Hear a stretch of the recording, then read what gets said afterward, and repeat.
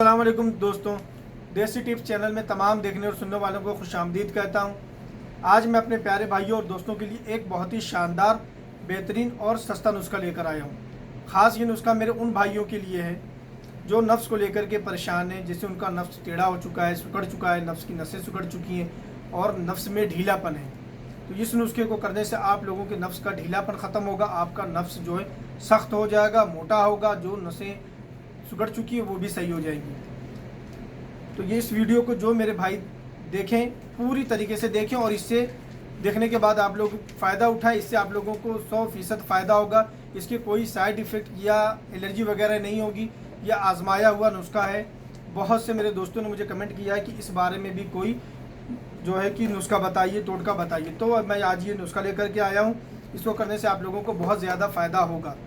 नुस्खे की तरफ जाने से पहले मैं आप लोगों को बताता हूँ कि नफ्स में ये सारी परेशानियाँ क्यों होती हैं, तो हमारा नफ्स टेढ़ा या पतला क्यों हो जाता है। बहुत ज़्यादा मुश्तजनी करने की वजह से हम बहुत ज़्यादा मुश्तजनी करते हैं, जिसकी वजह से हमारा नफ्स टेढ़ा हो जाता है, पतला होता है और नफ्स में ढीलापन हो जाता है। हम कसरत से मुश्तजनी करते हैं, जब भी कोई उल्टी सीधी चीज़ें देखते हैं तो हम जो है कि मुश्तजनी की तरफ माइल हो जाते हैं। तो मुश्तजनी से परहेज़ करें, ये बहुत बुरी बीमारी है, जिसको भी लगे कि जल्दी छूटती नहीं है। तो आप लोग मुश्तजनी से जितना हो सके परहेज़ करें, तभी आप लोगों को इस वीडियो को देखने का फ़ायदा होगा।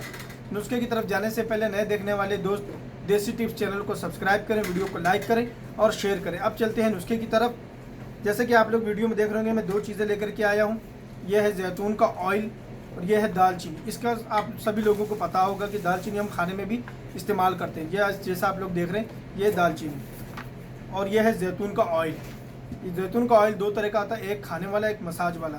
तो आप लोगों ने इस तरीके से मसाज वाला ऑयल लेना है, खाने वाला ऑयल नहीं लेना है। मसाज वाला ऑयल ले लें और दालचीनी इस तरीके से आप लोगों ने ले लेनी है। अब दालचीनी और जैतून का ऑयल कितना रखना है मैं आप लोगों को बताता हूँ।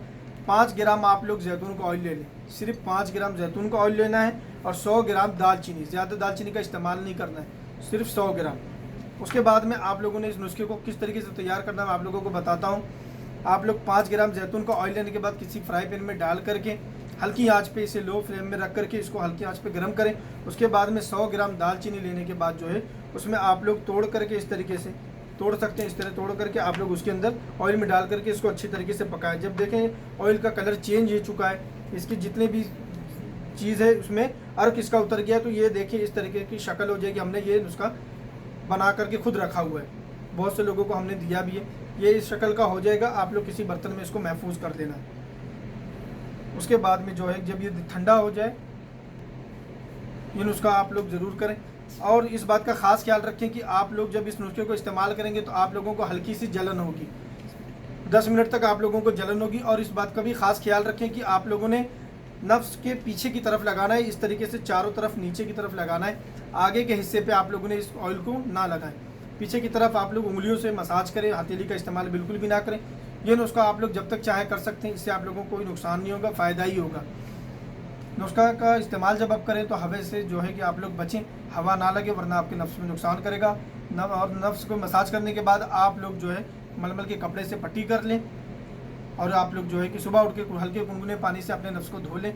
इस तरीके से आप लोग अपना मामूल बना लें, डेली इस तरीके से करना है, तभी आप लोगों को इसका फ़ायदा होगा। तो जिन मेरे भाइयों को वीडियो पसंद आई है, देसी टिप्स चैनल को सब्सक्राइब करें, वीडियो को लाइक करें, खुद भी देखें और दोस्तों के साथ शेयर करें। आपसे फिर मुलाकात होगी दूसरी वीडियो में। अल्लाह हाफिज़।